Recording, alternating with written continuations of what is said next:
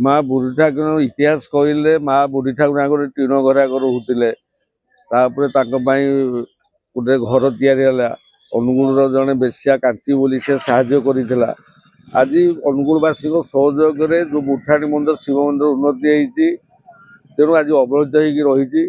मु विगत दिन में 93 मसीह नगरपाल थी से समय यार परिवेश सुंदर कली गेट लगेवा भोग घर करवा रास्ता घाट करवा सहित टामडा चेयरमैन हेली से गिरीश सेन कलेक्टर महोदय देवी मिश्र टूरिज्म मिनिस्टर अनुदान तार बुठाणी शिव मंदिर उन्नति कराई 30 वर्ष पर विधायक और सहयोग आज 22 कोटी टंका ओडिशा सरकार देइचंदी।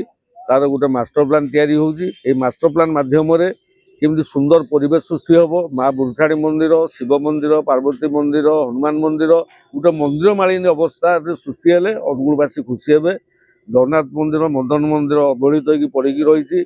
विधायक महोदय को कहुई जो जगन्नाथ मंदिर टू मदन मंदिर को जीवाई गोटे रास्ता करा जाऊ तार उन्नति कौन करा जाऊ।